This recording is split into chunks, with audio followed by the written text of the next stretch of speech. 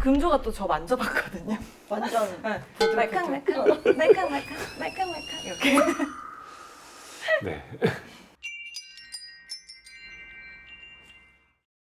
안녕하세요. 가슴 관리는 벨루나에게 맡겨라. 뷰티앤더베스트의 김유리, 유금조입니다. 네, 오늘은 여러분들에게 알찬 정보를 드리기 위해서 특별히 제가 게스트를 모셨는데요.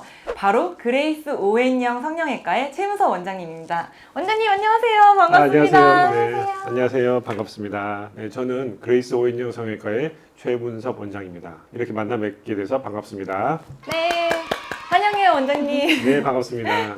오늘 저희가 이제 궁금한 점이 되게 많은데요. 보형물 수술도 사실 궁금한데 보형물 수술과 관련해서 우리 벨루나가 보형물 수술에 또 어떤 역할을 하고 어떤 효과가 있는지 좀 그런 것들이 궁금해서 질문을 왕창 준비했어요. 네, 오늘 뭐든지 질문하셔도 제가 충분히 다 답변을 드릴 테니까 너무 걱정하지 마시고 많은 질문 답하면 좋겠습니다. 네, 너무 든든합니다. 여러분 시작해 볼까요?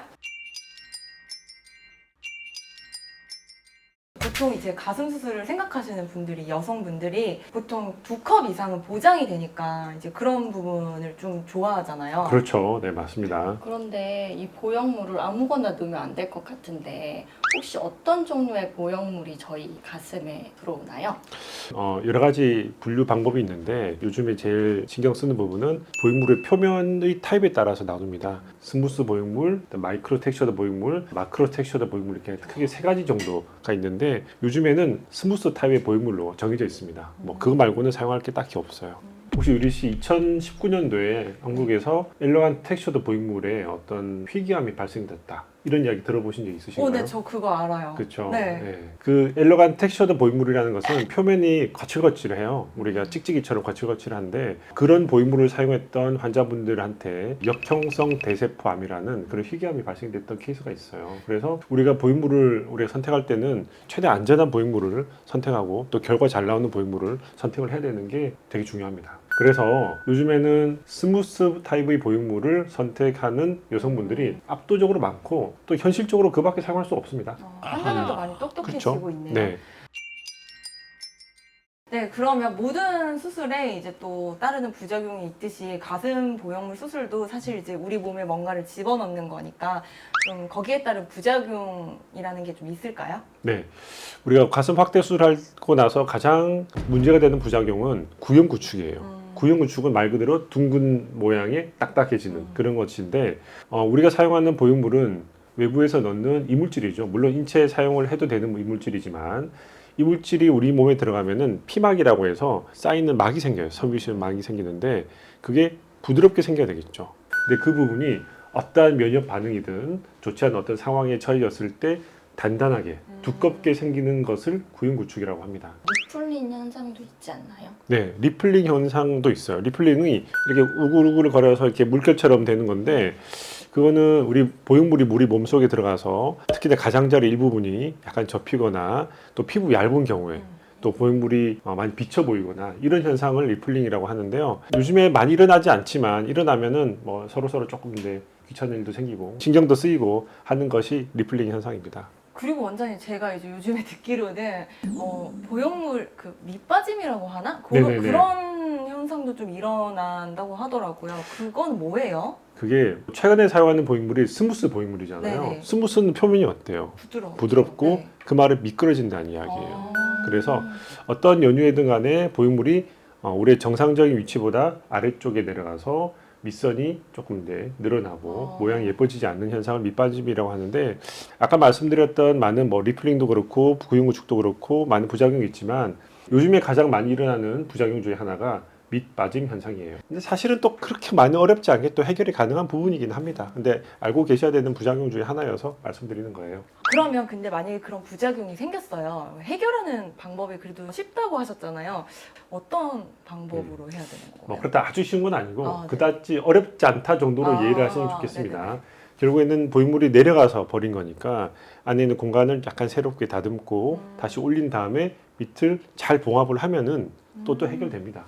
네, 대부분이 크게 어렵지 않게 해결된다는 것이고 그리고 이제 최대한 생기지 않게 많은 예방을 하는 것이 중요합니다. 어쨌든 보형물 수술은 가슴 사이즈가 보장이 되는 수술이잖아요. 네, 맞아요. 우리가 확대 수술은 결국에는 원하는 가슴 크기를 한 컵이든 두 컵이든 또는 그 이상 커지게 하는 게 목표잖아요. 보형물을 넣으면은 그게 변하지 않죠. 그게 보형물 수술의 가장 큰 장점이고 또 많은 분들이 선호하는 이유이기도 합니다. 네, 이제 본격적으로 벨루나 이야기를 좀 해볼까 하는데요, 원장님. 네네. 네, 이미 많은 인플루언서 분들이나 구매자들이 후기를 진짜 많이 남겨주시고 효과를 지금 입증해주고 있는데요. 이 기특하고 스마트한 벨루나가 보형물 수술 전이나 후에도 좀 사용이 가능하다고 들었어요, 원장님. 벨루나가 아시겠지만 음압을 이용하는 거잖아요. 그래서 우리에 붙이면은 음압이 걸려서 가슴이 약간 확장되는 쪽으로 가죠. 사실은 이런 원리는 굉장히 옛날부터 사용을 해왔습니다.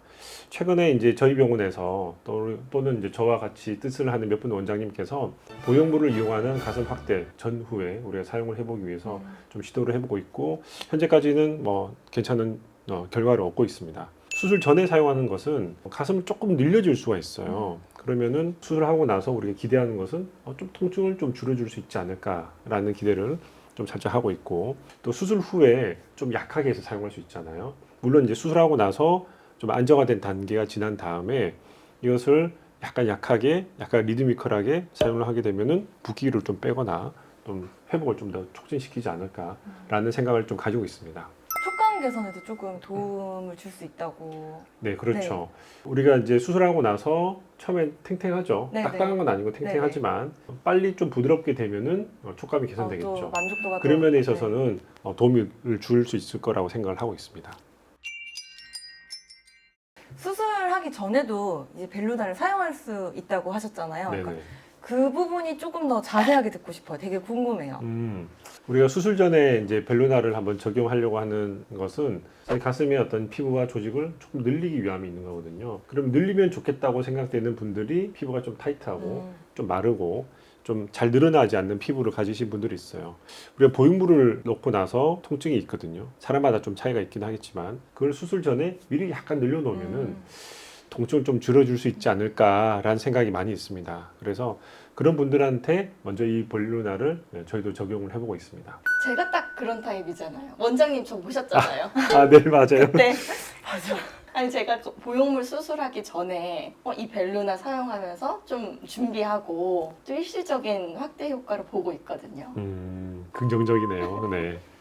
근데 저도 있어요, 원장님. 아니, 저도 뭐 물론 오래되긴 했지만 예전에 이제 보형물 수술을 하고 나면 그 아까 말씀하신 구형 구축 그리고 제가 했을 때만 해도 리플링 이런 것들이 좀 크게 부작용이 있었거든요. 그래서 만족은 하고 살았는데 약간의 그 2% 아쉽고 부족한 느낌을 항상 안고 있었거든요. 근데 이 벨루나를 썼더니 진짜 완전 그 촉감의 세계가 달라졌어요. 네, 진짜 그 효과가 엄청 나더라고요. 그 마사지 모드를 했는데 진짜 달라요. 그래서 금조가 또 저 만져봤거든요. 완전 네. 말캉말캉 이렇게. 네. 네, 오늘은 보형물 수술에 관련된 이야기 그리고 벨루나를 이제 수술에 어떻게 뭐 적용을 하는지 그런 궁금한 점들을 이렇게 시원하게 해결한 시간이 됐던 것 같아요. 그래서 가슴 수술을 앞두고 계신 분이나 가슴 수술을 이미 하신 분 그리고 가슴 수술이 또 부담되시는 분들 계시잖아요. 그런 분들이 진짜 벨루나를 안 쓸 이유가 없는 것 같아요. 맞아요. 그러면 저희는 다음에 더 좋은 정보로 다시 돌아오겠습니다. 구독과 좋아요 같이 해주세요, 원장님. 네, 벨루나와 함께하는 뷰티 앤 더 베스트. 구독, 좋아요, 알림 설정은 사랑입니다. 아무도 말 안 하는데요? 안 맞아. 안녕! 다음에 만나요. 잘 만들었어요. 금주는 그 되게 잘 늘어나. 이게 효과가 너무 빨리 나타나가지고 펌핑이 엄청 잘 돼서 1시간 동안 맨날 하고 나니까요. 좀 안 하다가 해도 1시간 하면 금방. 팍 늘어나. 진짜. 그냥 두 달 만에 해도요. 음, 그때처럼 바로 늘어나요. 안 줄어들어요, 근데? 유지 기간이 점점 길어지는 거죠. 한 달 길어지는데 하면은 한 달 유지되고요. 그런 거죠. 그러니까 줄어들긴 하지만 금방 확 줄지는 않을 거 아니에요, 그렇지? 근데 이거는 누가 이렇게 아이디어 냈어? 누가 저 연구소에서 테스트를 엄청 많이 했고 이게 진짜 이게 스타일이라고. 어, 맞아요. 그 안 아파. 그분이 하신 거 아니야? 그 연구원 우리 같이 촬영하니까. 이분이 하여튼 되게 생각을 많이 하고 똘똘하신 거죠. 이것 때문에 살린 것 같아. 요거. 그래서 안 아프고 피부도 괜찮고. 왜냐면 맨날 트러블 생겨가지고 막 이렇게 착색되고 막 그랬었거든 옛날에는.